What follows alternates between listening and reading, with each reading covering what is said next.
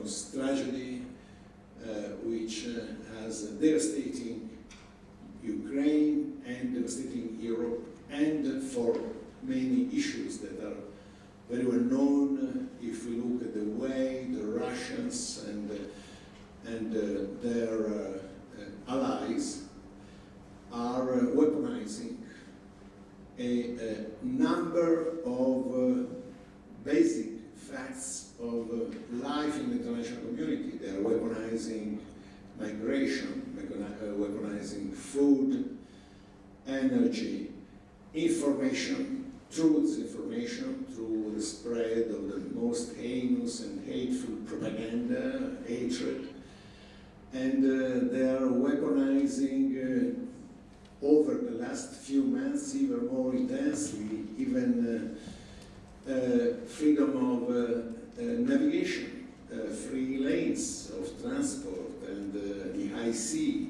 They are really blackmailing all states and international communities. So all this needs a not only concept, but a policy, strategy, a coherent approach in the international community by as many countries as possible. Surely the Euro-Atlantic dimension, the Euro-Atlantic community, but it needs a lot of push and willingness, political willingness, to find the way to compensate Ukrainian people, and this is a very specific issue. It has its own political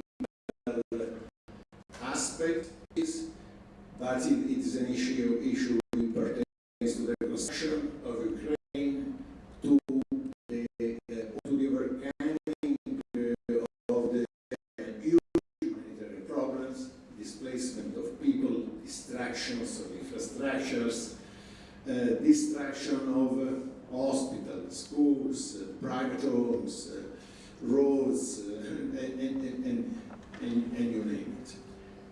So this is the specific aspect of compensation I think is on the table today, but there is also the wider aspect of compensation that the Russian and its allies, those who are providing increasingly by the day weapons, drones, missiles, high-tech, through sanctioned rules, or directly and openly, and they even show publicly and proudly that they are providing this military assistance.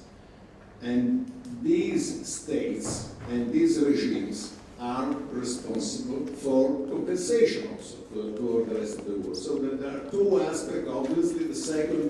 The first aspect is already difficult, and the second is even more difficult, but certainly we have to go through a political elaboration, legal elaboration to, first of all, to address most urgent, the compensation to Ukrainian people.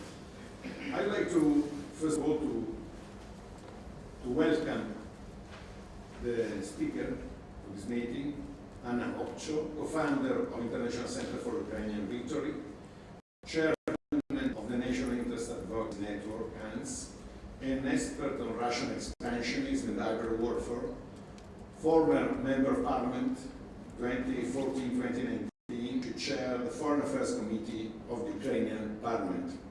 Welcome. Then I'd like to welcome Olena Halushka, board member of Ukrainian NGO Anti-Corruption Action Center since 2017. She also has experience of local level politics, serving as a Kiev City Council member in 2014-2015.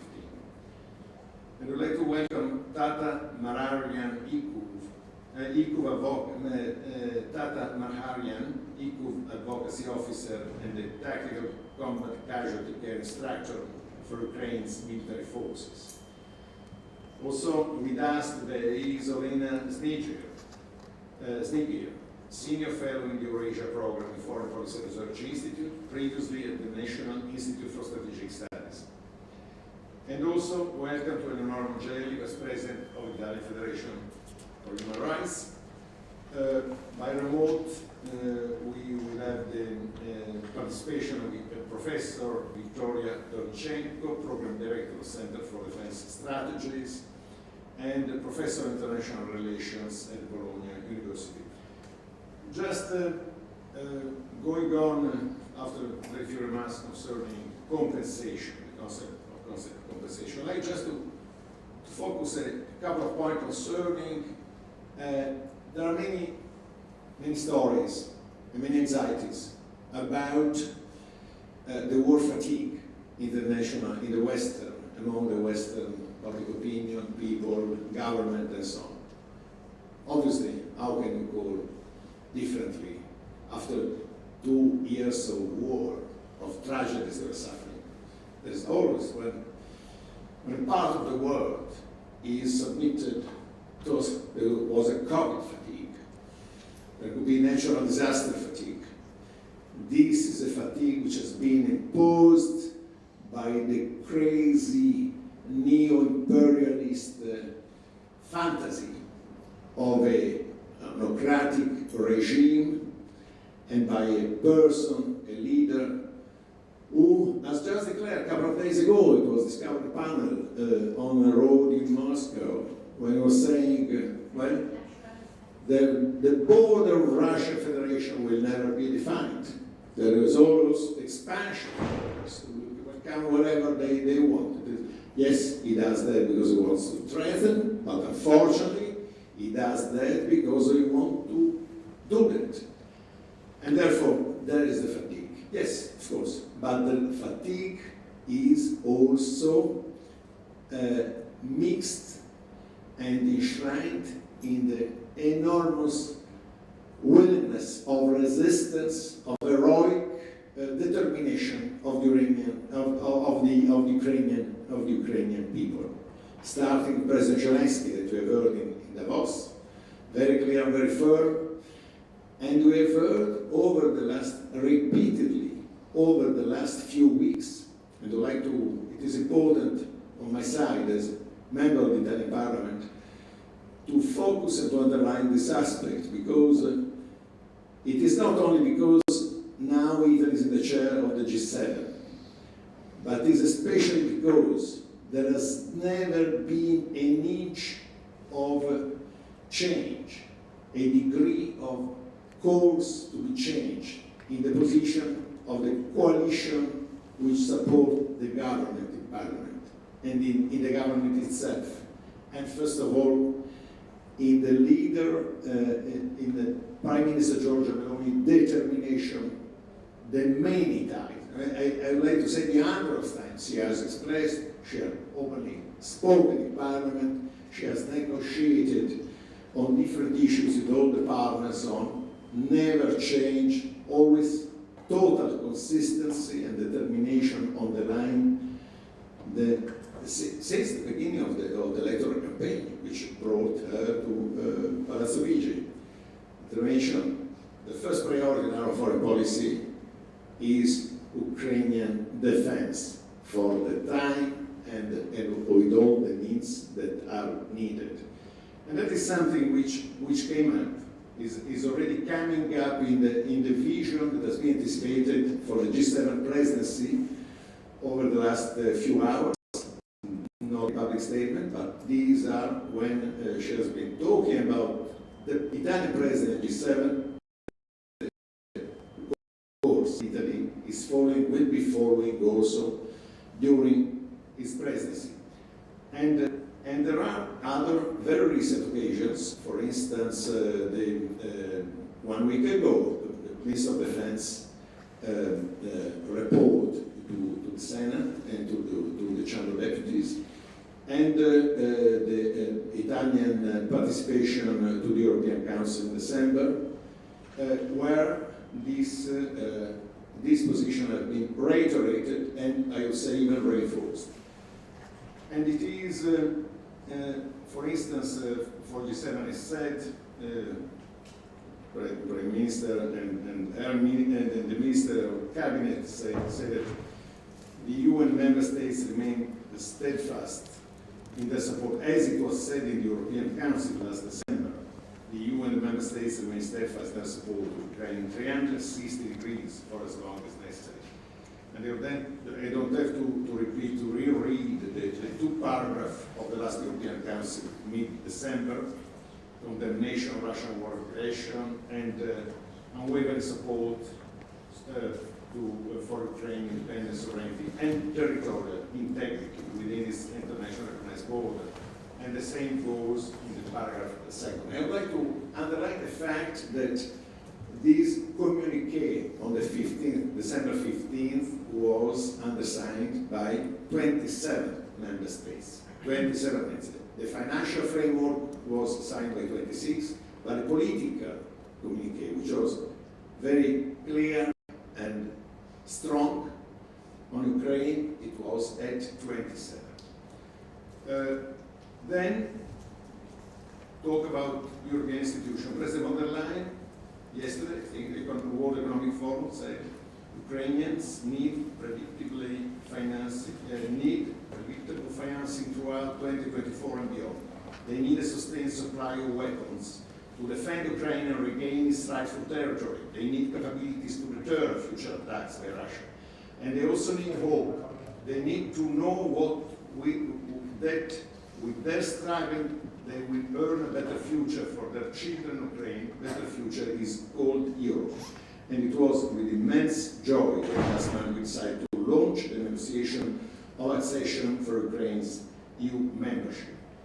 That is the state of the art at European level. I'm sure that today's discussion will give a lot of, not only full of thought, but good support, ideas, and impulse to the process of compensation using the frozen funds, at least the interest matured on frozen funds, which are in a way of, I'm going to say that there is an agreement, a consensus on that, but if we think where we were staying 3 months ago, even only 2 months ago, and where we're standing now, a lot of progress, also from a legal point of view, I guess that has been made. Thank you.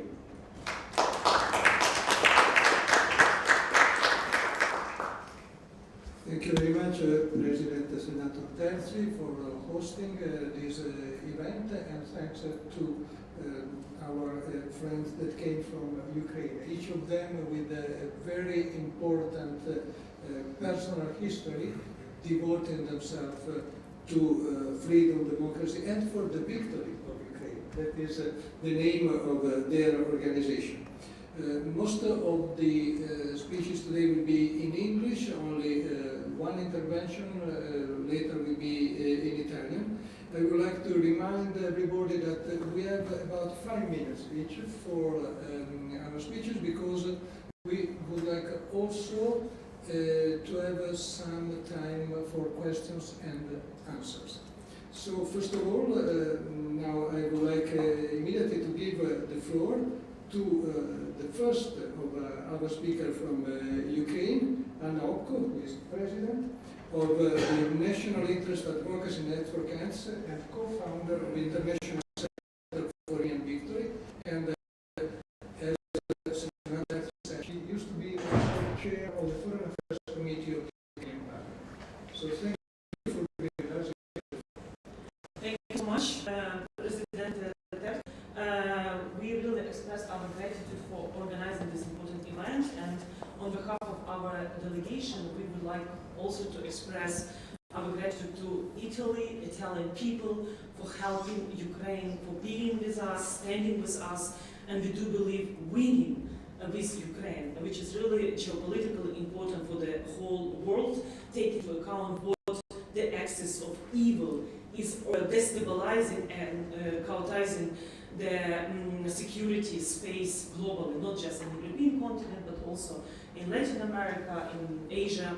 So, as you mentioned, after the Russian invasion in 2014, I became the head of the Foreign Affairs Committee of Ukrainian Parliament.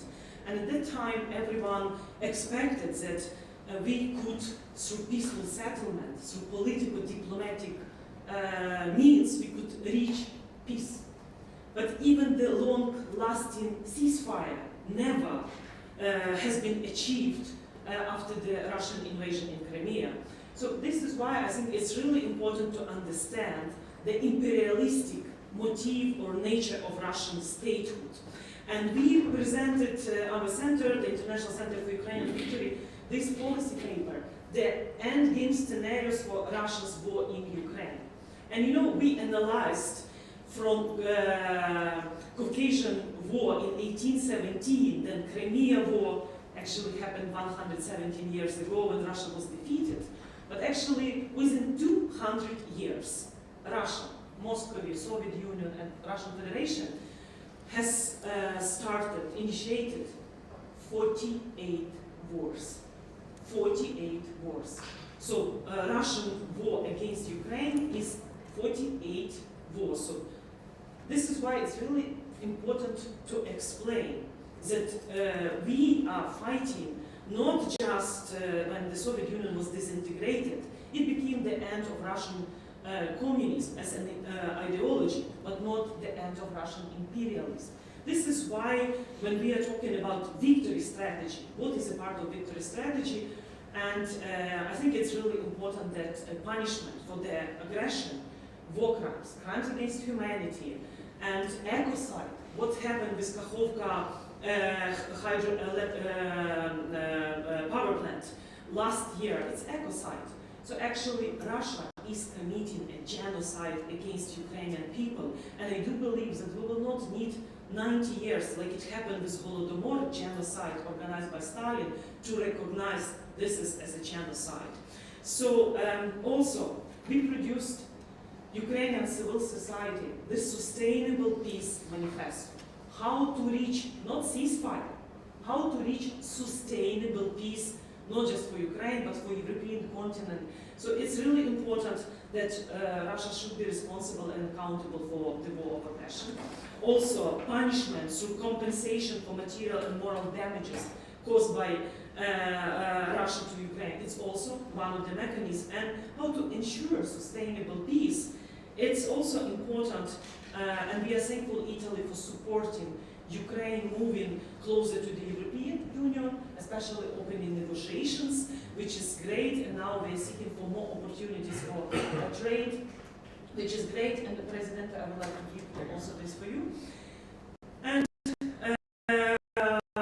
this 2024, if you ask me how to achieve victory, it's possible, because everyone is afraid what could happen with NATO if there will be some results in the US. I think we need to help Ukraine faster, providing everything what is really important to win before the results of the US election. And what do I mean? First, weapon. And we will be traveling to Berlin, meeting at Chancellery office after all, convincing them to provide us Taurus system, long-range missile system, and actually imposing tougher sanctions. Also, I think it's really important to focus on confiscation of Russian assets, make Russia pay, because confiscation means cut criminal negative Russian economic influence. Especially Russia is sponsoring Wagner Group, which are destabilizing Africa and artificially creates new waves of migrants trying to divide Europe before the elections. European Parliament elections. And also, you know that there will be so-called elections in Russia in March. We call all our international partners do not recognize the results of these elections, because this fake and nonsense has nothing related to free and fair elections, and actually the future re-elector or president will not be legitimate. And just to finish, for this year, it's important. 2022 became a year of successful land operation, when we liberated Kherson. When also, I remember people were not believing that Ukraine capable to liberate Kherson. We did it. 2023, even if counter-offensive operations wasn't so as one wanted to see such successes, but in the Black Sea, we did a miracle. Actually, Ukrainian armed forces and special operation forces, we managed to deblocate grain corridor and export agriculture commodities.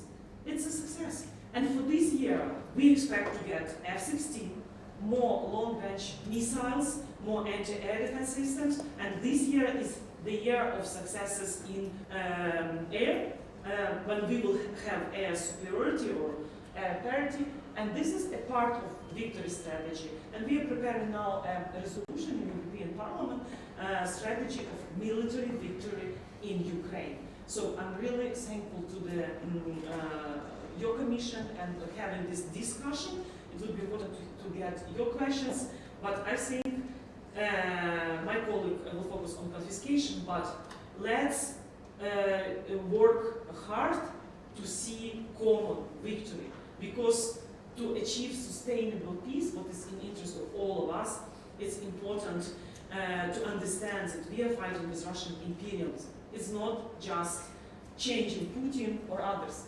It's really important that Russia should be punished and accountable, and the money that are now used, actually, if we do not confiscate, the Russia will otherwise spend for Russian military needs and modernize their kinzhals and other weapons.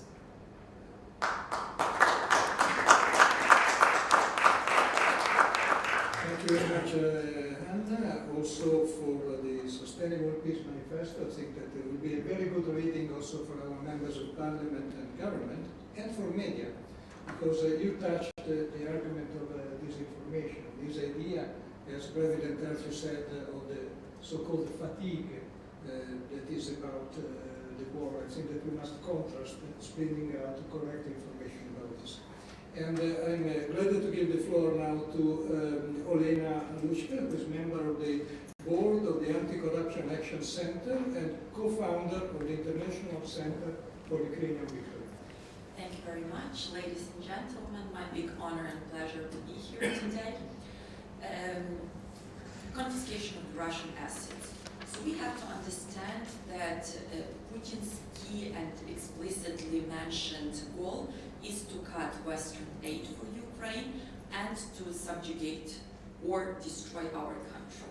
So all this denazification, demilitarization package, which they put their goals into, basically showed that, prove again genocidal nature of this war, and that they haven't given up on that.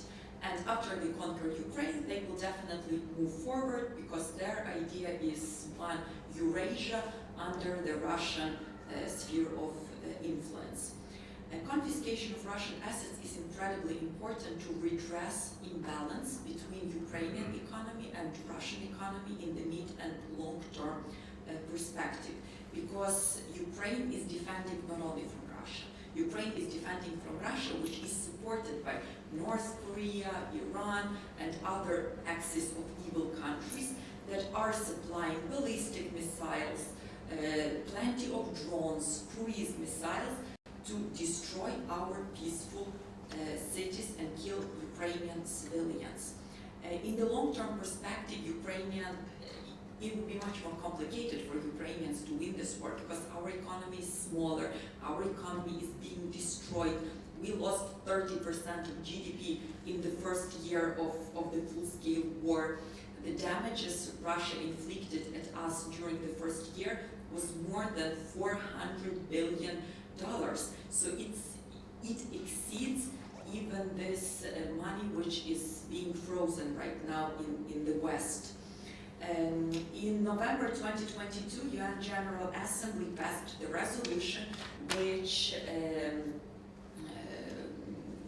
puts the obligation at Russia to pay reparations, and not only to stop their illegal aggression.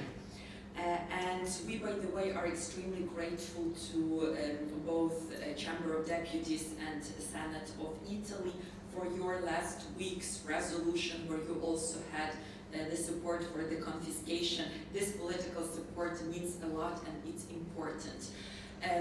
The confiscation would be legal. It won't economically hurt Western economies. It is a politically important and timely move, and it won't cause the retaliation from Russia, because Russia started retaliating 2 years before the potential decision on the confiscation of Russian assets might be adopted. And we prepared this document, briefs that are on the table, which explain in details all those arguments. I will touch upon them very briefly. So in terms of legality, the confiscation of Russian assets would be a legal countermeasure. The freezing of the assets was countermeasure that was adopted in the first days of the full-scale war, but it did not bring the necessary outcome, which is stop the war and make Russia withdraw from Ukraine, meaning that as 2 years of the full-scale war, the countermeasure should logically be toughened, because the scale of damages inflicted at us are incomparable with the beginning of the full-scale war. From the economic perspective, there's no alternative to Western reserve currencies at all. So people who say that reserves of the third countries will flock somewhere, they usually shy away explaining where they will flock, because Chinese yuan is not reserve currency, and it cannot accommodate all those reserves because it's not fully convertible, and there is government intervention in the investors market, and investors actually pooled their investments in between February 2022 and May 2023, which is the latest statistics from China, because even despite the fact that Western countries have frozen Russian assets, private investors see much higher risks in the Chinese market and the possibility of the secondary sanctions than Western countries who are doing the things like freezing Russian assets. From the political perspective, that would be a positive safeguard, because this would send a signal to all of the dictators that in case if they want to conquer a sovereign independent country, then their assets might be confiscated. You know, those that are counting the advantages and disadvantages of potential aggression would definitely add this, into the disadvantages basket. Retaliation arguments. So Kremlin started threatening Western partners that your companies would be confiscated in Russia. But the truth is that since early days of the full-scale war, Russian government started to tighten the screws against Western businesses, and since April 2023 they actually started expropriating them, like American ExxonMobil, Danone, Carlsberg, Fortum, and many other companies that were already confiscated simply because of lawlessness, lack of rule of law, and political motivation of the Kremlin regime. So that is why there is no real obstacles if there is the political will. And we are right now campaigning to generate this political will. How to use this money? Obviously for compensation. And Ukrainian government together with the international community have developed on the basis of the Council of Europe the compensation mechanism, which consists of the register of losses, compensation commission, and the compensation fund, which will receive part of the confiscated assets. But in order to have to compensate less in the future, we have to stop this aggression and we have to defeat Russia. So for us, it's important to use part of this money for Ukraine's self-defense, for joint production of arms between Ukraine, European partners, G7 partners, and also for Ukraine's macro stability. So thank you very much for standing with us. Thank you very much for helping us to survive, to self-defend in this war. Please help us win it, because it is winnable. Thanks.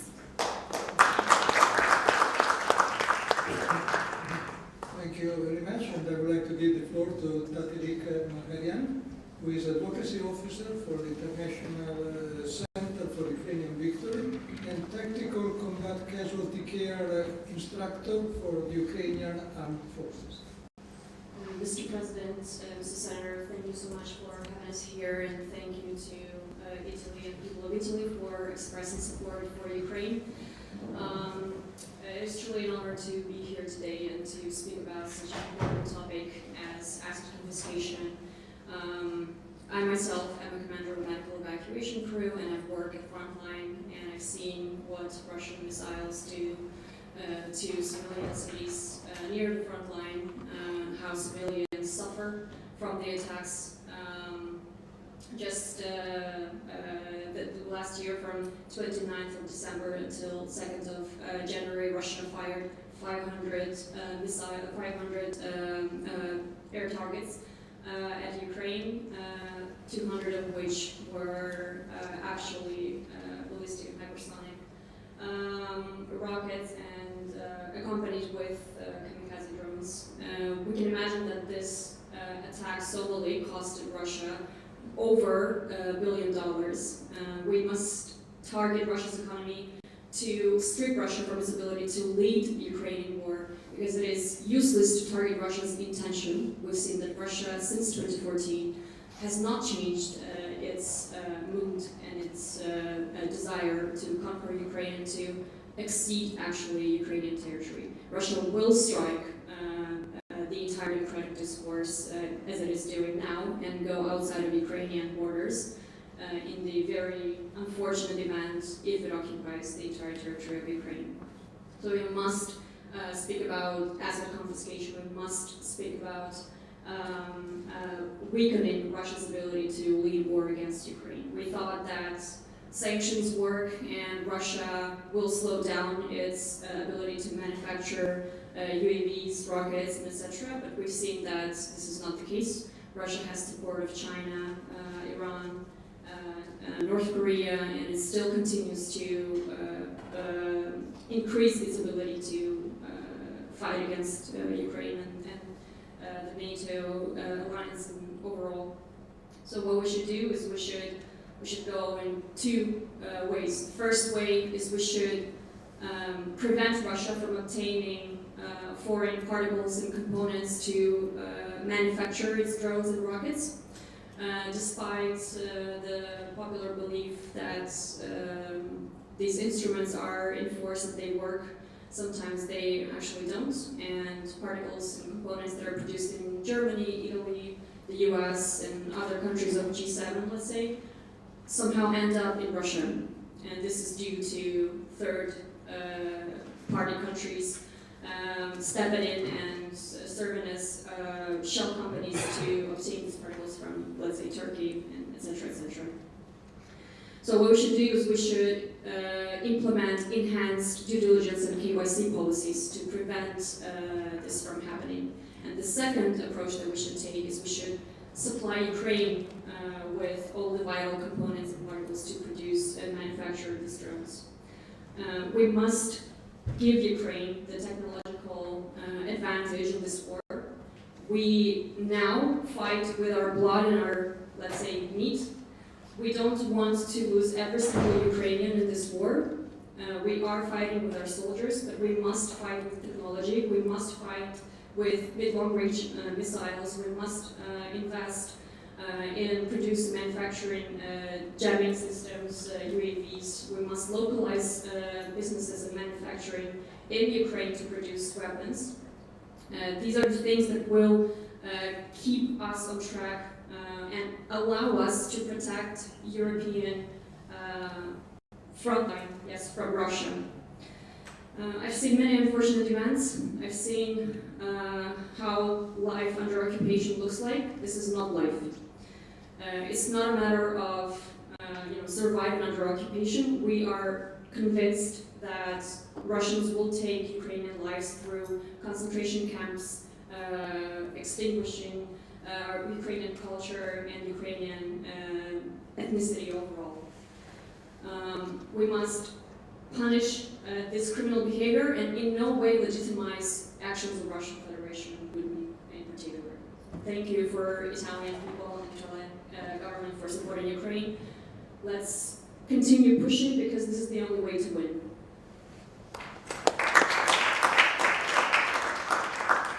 Thank you. Now let the Senior Fellow at the Eurasia Program and the Foreign Policy Research Institute. Thank you very much. It's my honor to be here, and I will let myself to be quite pessimistic because I want to go a bit above Russian war with Ukraine. We often hear assertions that Russia has already lost by initiating a full-scale war with Ukraine, or will inevitably be defeated in future. Some people argue that Russia lost Ukraine in 2014 when it occupied in the next Crimea. However, these conclusions may be rooted more in wishful thinking than in accurate assessment of the situation. We also hear that the threat to Europe or the threat to NATO countries is not such big because Russia will not be able to occupy the whole territory of Ukraine. I would like to remind here that Russia has never occupied the whole territory of Georgia, for instance. So, but it didn't stop Russia from moving and from waging war with Ukraine. Russian authorities perceive victory and defeat through different lenses than the West. Following the shock of the full-scale aggression against Ukraine, a subsequent realization might be that Putin's claim that everything goes according to plan holds some truth. The failures of the Russian military campaign in Ukraine could be seen as tactical losses rather than strategic defeats, considering that Ukraine might not be the ultimate goal for the Russian leadership in this conflict. And especially given that the course of this war directly affects the balance of power in the competition between the democratic and authoritarian world for what the new world order will be. Since at least 2007, Putin has expressed intentions to reshape the world order based on Western rules and to divide the world into spheres of influence. In this envisioned order, international relations won't be governed by international law, but by the balance of power, making war a routine method for achieving foreign policy goals. The West's restrained approach to providing military aid to Ukraine has inadvertently played into Putin's hands. The West believe that it is exhausting Russia in the conflict may be misplaced. In reality, Ukraine is bearing the brunt, and Russia is swiftly adapting and preparing for future conflicts and wars. War has become integral to the ideology and existence of the Russian regime, sustaining high ratings and legitimacy through constant acts of aggressions against external enemies. Even if the West were to consider Russian security concerns and adjust NATO borders, for instance, Putin's Russia seems poised to engage in new wars again and again. Accepting the reality of NATO soldiers potentially facing Russian soldiers on the battlefield remains challenging and scaring Western countries. In contrast, Russian society has long accepted this inevitability, with Russian schools teaching children that people in Western countries are their enemies. The Russian authorities have identified the West, not Ukraine, as Russia's main enemy. As one overseas observer being in Donbass told me, I'm surprised. There is no hatred, but there is high brutality. Without hatred, they do not hate us, they just kill us. Russia's overarching geopolitical goal is the domination of the entire European continent in frames of Great Eurasian Project. The full-scale war with Ukraine has provided the Russian army with combat experience that NATO forces lack today. Russia has realigned its economy, information policy, and propaganda to wartime needs. The quick authoritarian decision-making system and social loyalty ensure the stability of the Russian political system. Additionally, Russia has allies providing military, technological, and economic support. Russia is not alone. Moscow's initiation of a new war hinges on the victory over Ukraine or the freezing of the ongoing conflict. Consequently, as long as hostilities persist, Russia is unlikely to open a second front. However, Ukraine, lacking the necessary weapons, may exhaust its human resources. The West's capacity to support Ukraine in an increasingly conflict-prone international environment is diminishing. The potential solution lies in consistency and solidarity, not just among Western nations, but also involving a broader coalition, including countries from the global south. However, this seems unlikely today due to the erosion of Western leadership, the conflict between Israel and Hamas has heightened anti-Western sentiments in the global south, driven by allegations of double standards and hypocrisy. Additionally, the underestimated appeal of conservative, or in the Russian interpretation, traditional values, introduced an unexpected factor into the global context. Russia, in seeking allies, promotes the idea of impunity for authoritarian regimes, regardless of human rights violations. Russia and China jointly propagate the notion that authoritarian systems can be as stable and successful as liberal democracies. This propaganda resonates globally with liberal democracy facing challenges. Western democracies are at risk if conflicts and wars escalate, leading to increased migration waves and the surge in external and internal challenges. People everywhere expect politicians to prevent crisis and address problems without sacrificing living standards. In response, some politicians are ready to offer simplistic solutions to SGH citizens' fears. Through a prolonged war against Ukraine, Russia is shaping favorable conditions for international politics. Russian resilience sets an example of impunity and the use of war without severe consequences. It is likely that we will witness more wars and conflicts, and the world trends toward a power-based order. Countries globally recognize that military capabilities, including nuclear weapons, are more reliable instruments of security than international law.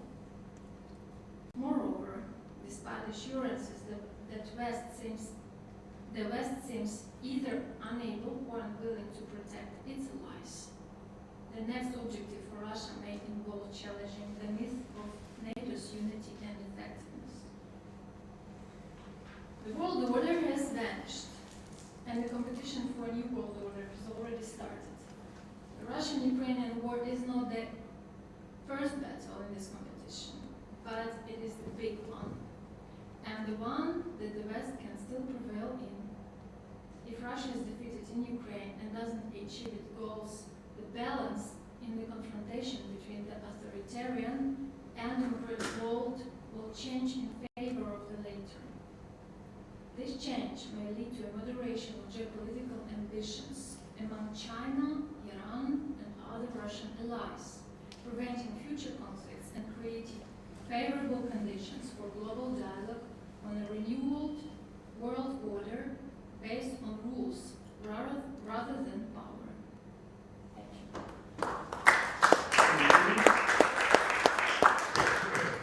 We will try to give the floor to Professor Victoria Vdovichenko, who is Program Director of the Center for Defense Strategy. She is connected from Ukraine, and she will be speaking in Italian, I think.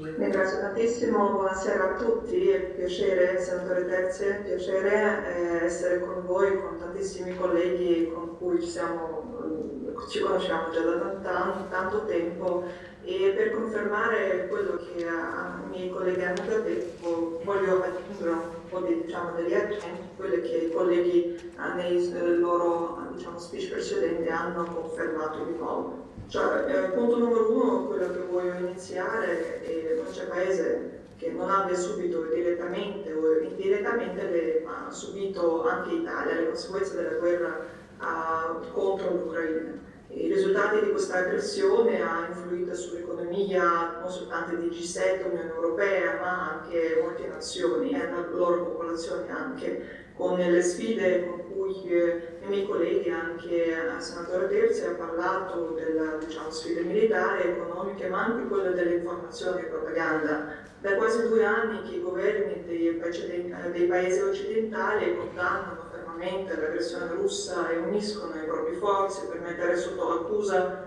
lo Stato aggressore, che è la Federazione Russa, al fine di ripristinare la giustizia. I meccanismi di cui voi avete già sentito nelle speech dei miei colleghi precedentemente. Volevo dire che certamente il registro dei danni causati dall'aggressione russa all'Ucraina, veramente quello che è stato confermato e decisione per crearlo è stata confermata dal Consiglio dell'Europa a maggio 2023. Certamente Italia è uno dei membri di 44 paesi del mondo che veramente unisce le sforze con l'Ucraina di farlo. Per gli ucraini è l'affermazione che la Russia deve assumersi una giusta responsabilità per i danni causati all'Ucraina, non penso soltanto dei danni economici, ma proprio dire dell'aggressione anche militare, ovviamente dai primi giorni della guerra e non soltanto nel 2022 ma nel 2014, poiché il comportamento, come confermo anche le speech dei miei colleghi, della Russia costituisce una grave violenza del diritto internazionale che colpisce un gran numero di stati. Questi ultimi a loro volta devono unirsi e lavorare insieme per costringere la Federazione Russa ad adempiere a un obbligo di compensare i danni inflitti. Certamente guardiamo anche su questo meccanismo l'Italia e il vostro sostegno e ringrazio anche per questo.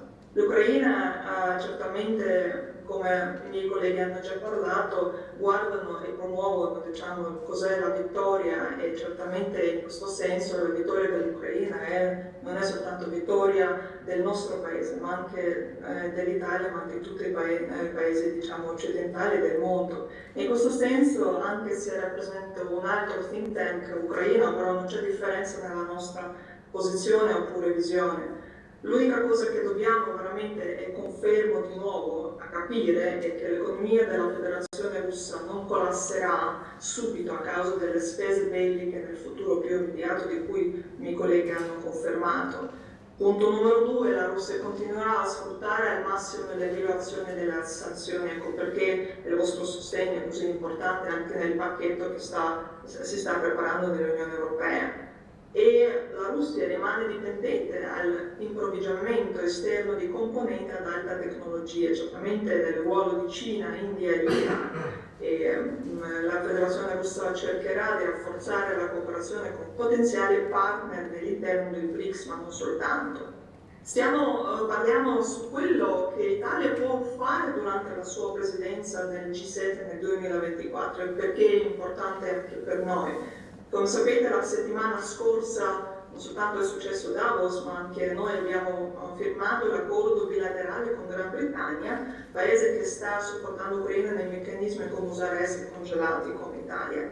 L'accordo bilaterale con l'Ucraina sulla cooperazione nella sfera della sicurezza per 10 anni ha confermato intende rimanere un attore importante, quello è il G7 e la Gran Bretagna, in particolare sulla scena internazionale. È un partner affidabile, come pensiamo anche e guardiamo certamente la nostra visione per l'Italia, perché dal punto di vista decisamente positivo questo accordo è un primo passo, speriamo non l'ultimo, dopo il vertice di Vilnius della Nato l'anno scorso, quando i paesi del gruppo di 7 o G7 hanno annunciato il loro sostegno all'Ucraina. In pratica apre la strada ad altri paesi. Sapete già dell'avviso del presidente di Macron di farlo, naturalmente l'attenzione strategica sarà concentrata su Washington. Nel complesso certamente noi guardiamo all'Italia come un paese del G7 che potrebbe usare il momento della presidenza del G7 per prepararlo in comune. Un focus separato dell'accordo riguarda la sicurezza marittima, dove l'Italia anche ha delle